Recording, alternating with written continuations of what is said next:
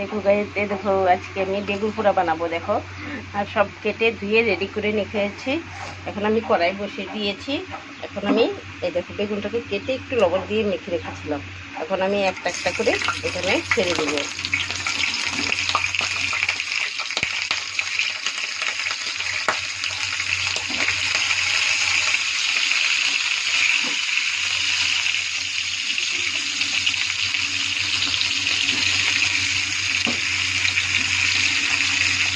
দেখো একটা একটা করে সব ছেড়ে দিচ্ছি। করছি একটা দুই টুকরো করে রেখেছি সব। একটা রসুন দিয়ে দিলাম, 4টা কাঁচা লঙ্কা দিয়ে দিলাম, একটা শুকনো লঙ্কা দিয়ে দিলাম। এখন আমি এটাকে 10 মিনিটের জন্য ঢেকে রেখে দিব। চলো দেখা যায় কেমন হয়েছে।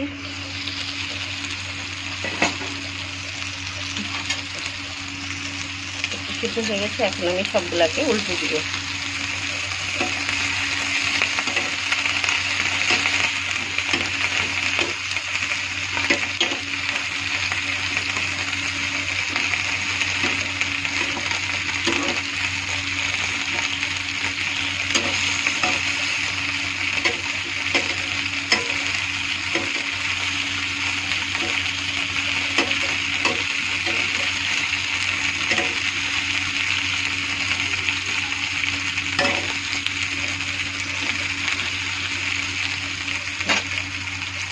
উল্টে দেওয়ার পরে আমি কয়েকটা পেঁয়াজ কুলি সাইডে দিয়ে দেবো।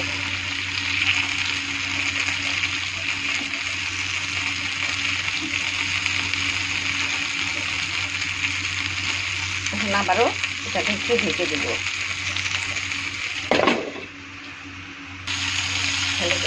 দেখো একটু হয়ে গেছে কিছুটা। তো আমি একটু মাঝখানে একটু কালো জিরা ঢেলে দিলাম, একটু আদা আর জিরার পেস্ট ঢেলে দিলাম,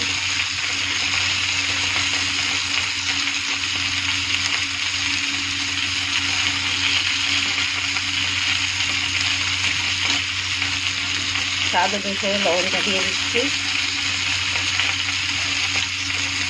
একটু হলুদ গুঁড়ো দিয়ে দিচ্ছি। এখন ধনে পাতাটাও দিয়ে দিচ্ছি।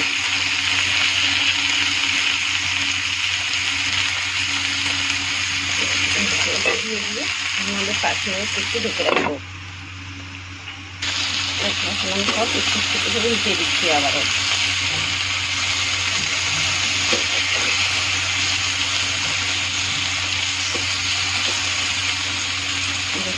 উল্টে দিলাম।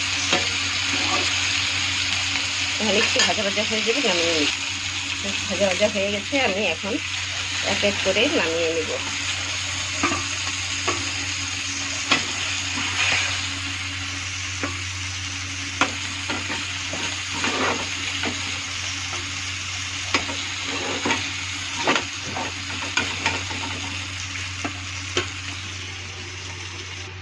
দেখো আমি নামিয়ে নিয়েছি,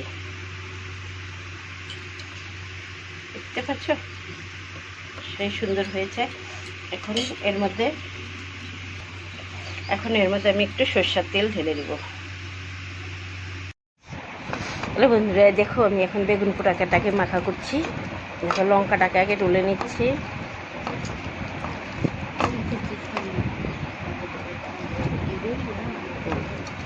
তারপরে এই পেঁয়াজগুলো আছে, দেখো কি সুন্দর গলে যাচ্ছে। পেঁয়াজগুলো ডলে নিচ্ছি।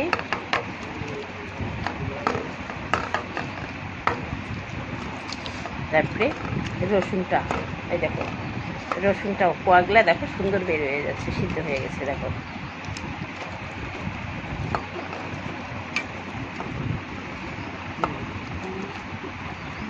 রসুনটা কোয়াটা থেকে বের করে নিলাম।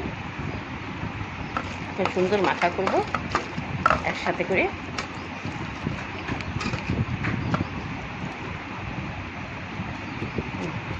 এখন দেখো বেগুনগুলো নিয়ে নিচ্ছি,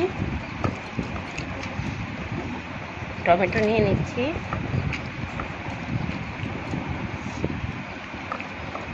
সব একটু করে একসাথে এখন মেখে নেব। আলুটাও সেই সুন্দর সিদ্ধ হয়ে গেছে। এরকম খেতে না দুর্দান্ত স্বাদ বেগুনি পোড়া খেতে। দেখো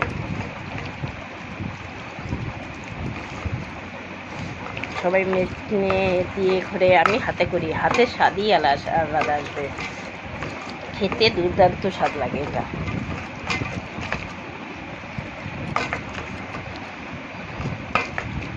স্টপ স্টপ। দেখো আমার মাখা রেডি।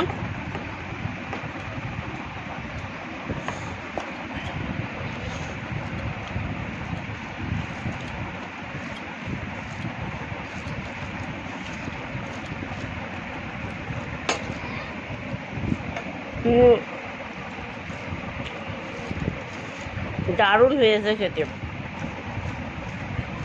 অপূর্ব টেস্ট হয়েছে। তোমরাও এভাবে বানিয়ে খেয়ে দেখো, সেই স্বাদ লাগবে। ভালো লাগলে কমেন্ট করো, লাইক করো, শেয়ার করো, সাবস্ক্রাইব করে দিও। ওকে।